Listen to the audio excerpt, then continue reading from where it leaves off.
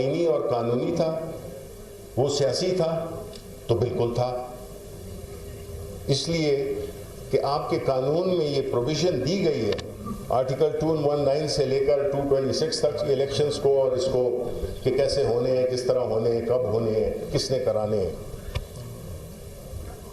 اس کی تحت ہم نے اپنی دونوں اسمبلیاں ہم نے توڑی، اور غالباً 224 آرٹیکل 224 کے تحت نتیجتاً جو ہماری ملک کی جو اکانومی تھی، جو ملک میں ایک اس کی اسٹیبلٹی کی ایک جھلک موجود تھی، وہ سب تہس نہس ہو گئی۔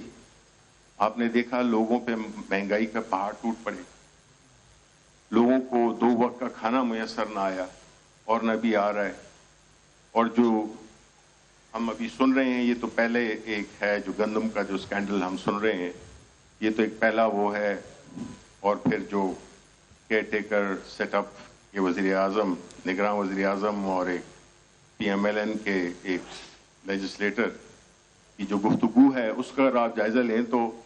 آدمی حیران ہو جاتا ہے کہ یہ ہو کیا رہا ہے۔ بات یہ ہے کہ اس ملک میں اگر تو اس ملک نے ایک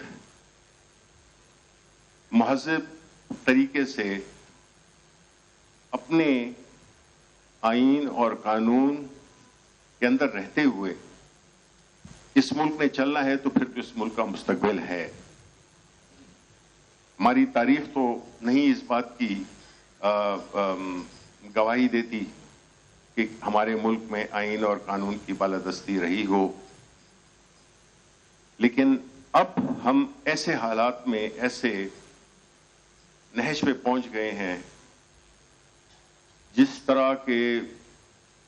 میرے ذہن میں فراز صاحب کا ایک شعر یاد آ گیا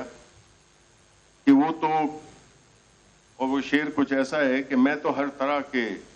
اسباب ہلاکت دیکھوں، میں تو ہر طرح کے اسباب ہلاکت دیکھوں، اے وطن